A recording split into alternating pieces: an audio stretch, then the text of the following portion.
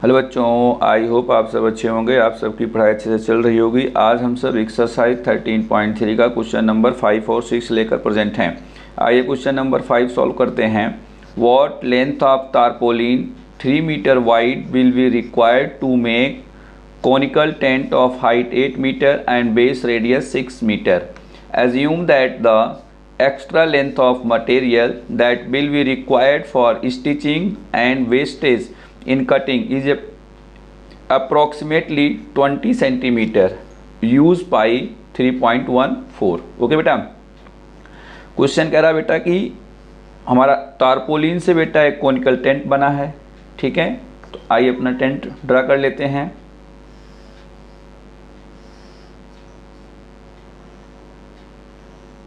ये बेटा आपका कोनिकल टेंट है जिसकी हाइट बेटा ये h इक्वल टू 8 मीटर है एंड बेटा base radius r equal to 6 metre है। ठीक है, आइए इसे नोट डाउन कर लेते हैं। Height of tent equal to 8 metre and radius of tent equal to 6 metre. तो बेटा ये टेंट जो है आपका जिससे बना है वो तारपोलिन है, तो उसकी हमें लेंथ फाइंड करनी है और उसकी वाइड बेटा गिवन है 3 मीटर। आइए नोट डाउन कर लेते हैं। Wide of tarpaulin equal to 3 metre. Okay बेटा, तो बेटा हमें फाइंड करना what length of the tarpaulin. तो इसमें देखिए बेटा area of tarpaulin and area of tent equal होगा। सो आइए लिखते हैं। So area of tarpaulin equal to area of tent. Okay बेटा, तो एरिया ऑफ तारपोलिन बेटा क्या है, ये रेक्टेंगुलर शेप में है, लेंथ और उसकी वाइड दी गई है। So L into wide is equal to बेटा वाइड को भी बेटा ब्रेथ भी बोलते हैं B। तो एरिया ऑफ टेंट बेटा टेंट किस शेप में है, आपका कोनिकल शेप में है, तो इसे हमें क्या निकालना होगा, CSA of cone, CSA of कोन बेटा। तो आइए देखते हैं L हमें फाइंड करना है। तो L इंटू वाइड गिवन बेटा 3 is equal to CSA of cone का फार्मूला क्या होता है बेटा, पाई आर एल। तो आइए बेटा मल्टीप्लाई करें, इसका 3 इंटू एल होगा इज इक्वल टू, तो हमें एल की वैल्यू नहीं दी गई है, मतलब बेटा इसकी जो हमारा टेंट है इसकी स्लैंट हाइट हमें नहीं पता है। ये चीज़ ये क्या बेटा, ये स्लैंट हाइट एल है, हमें फाइंड नहीं है। तो आइए सबसे पहले इसे हम क्या करेंगे, फाइंड करेंगे। सो एल इक्वल टू क्या होता है, under root H square plus R square. तो इसे फाइंड करते हैं बेटा। h कितना बेटा हमारा 8 है, 8 का स्क्वायर प्लस r बेटा हमारा 6 है, 6 का whole square is equal to 8 8 जा 64 प्लस 6 6 जा 36। ऐड करेंगे बेटा तो होगा 100। सो L इक्वल टू बेटा 100 का स्क्वायर रूट क्या होता है बेटा 10 होता है। तो हमारी लेंथ कितनी आई बेटा 10 मीटर। ठीक है, कौन सी, स्लैंट हाइट। तो आइए अब देखते हैं, वैल्यू पुट करते हैं। पाई बेटा क्या रखना है 3.14 इंटू आर बेटा हमें दिया गया 6 मीटर इंटू एल बेटा हमने फाइंड कर लिया 10। ठीक है, तो आइए नेक्स्ट सिस्टम देखते हैं। 3 एंड एल का क्या रिलेशन बेटा, मल्टीप्लाई का, साइड चेंज होगा तो डिवाइड हो जाएगा। So length equal to 3.14 into 6 into 10 upon 3। ठीक है बेटा, 3 से हम 6 को डिवाइड कर देंगे तो क्या हो जाएगा 3 2 जा 6। ओके, तो आइए नेक्स्ट सिस्टम देखते हैं। L equal to 3.14 into 2 into 10। Okay बेटा, तो बेटा इसका हम मल्टीप्लाई करेंगे तो हमारा क्या आएगा, L equal to 62.8 metre. Okay बेटा, तो ये हमारा लेंथ आया, बट अभी एक्चुअल लेंथ नहीं आई बेटा। क्वेश्चन क्या कह रहा है, assume that the extra length of material that will be required for stitching. तो बेटा टेंट को बनाने के लिए ना उसे एक्स्ट्रा मटेरियल भी चाहिए, क्यों कि stitching and wastage in the cutting. तो बेटा जो इसकी सिलाई की गई और कटिंग की गई तो उसमें उस कुछ हमारे जो मटेरियल था वेस्टेज हुआ, तो वह कितना था बेटा 20 सेंटीमीटर। तो उसकी लेंथ में हमें 20 सेंटीमीटर और ऐड करना है। आइए देखते हैं। Wastage length, length of material is wastage equal to कितना था बेटा, 20 सेंटीमीटर था।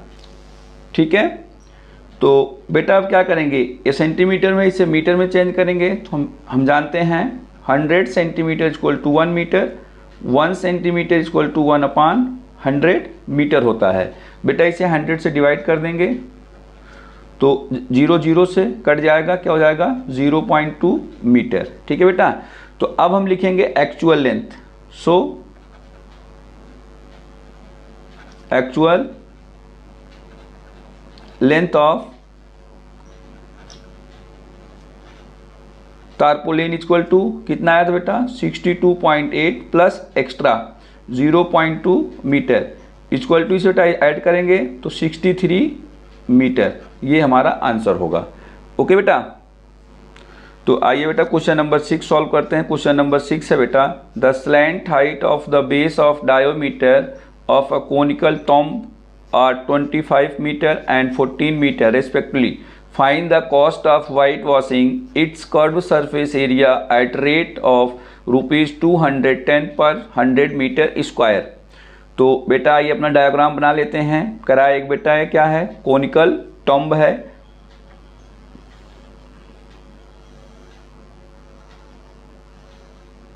ये बेटा आपका कोनिकल टॉम्ब है और इसकी बेटा हमें गिवन क्या है, स्लैंट हाइट दी गई है। ये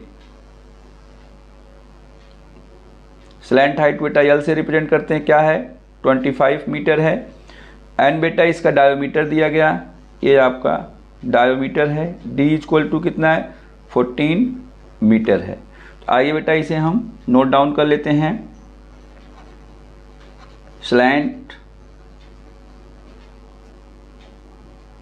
height of tomb equal to 25 metre and diameter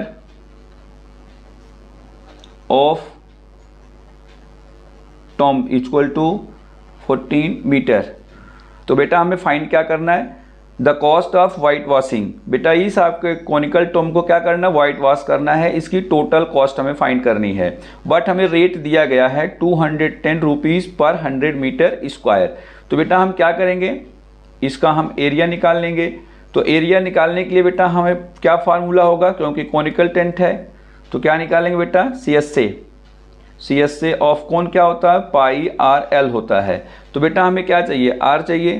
तो आइए हमें डायमीटर दिया गया तो हम आर फाइंड कर लेते हैं। Radius of tomb equal to बेटा D/2 होता है। डी आपका 14 है अपॉन 2, 2 से 7 जा 14 equal to 7 metre.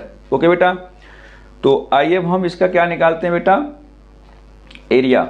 So area of white washing equal to क्या होगा बेटा, CSA ऑफ कोन, क्योंकि बेटा कोन शेप में है। तो बेटा फार्मूला क्या होता है, पाई आर एल। तो आइए इसकी वैल्यू पुट करते हैं। पाई बेटा 22/7 इंटू आर बेटा हमने फाइंड किया 7 है, इंटू एल कितना बेटा 25। ठीक है बेटा, 7 से 7 डिवाइड हो जाएगा तो 1 आएगा, 22 1 जा 22 इंटू 25।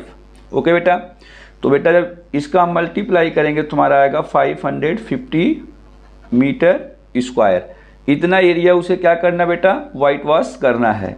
तो बेटा हमें रेट गिवन है, तो आइए रेट लिख लेते हैं। Rate of white washing equal to क्या बेटा, ₹210 पर 100 मीटर स्क्वायर। तो आइए हम इफ, तो कॉस्ट निकालते हैं बेटा।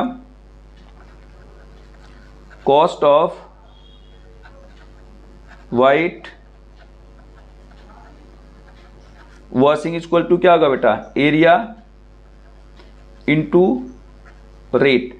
तो एरिया कितना बेटा 550, रेट कितना बेटा 210/100। ठीक है बेटा, तो आपका 0, एक 0 कट गया, एक दूसरा 0 0 से कट गया, तो बेटा क्या आएगा? तो नेक्स्ट सिस्टम देखते हैं 55 इंटू 21। तो बेटा जब इसका हम मल्टीप्लाई करेंगे तो हमारा आएगा ₹1155। ये आपका आंसर होगा। ओके बेटा, आई होप आप सबको क्वेश्चन क्लियर होगा। तो आप मेरे चैनल को सब्सक्राइब करना, लाइक करना, कमेंट करना, अपने दोस्तों को शेयर करना मत भूलना। थैंक्स ऑल ऑफ यू, सभी को राम राम।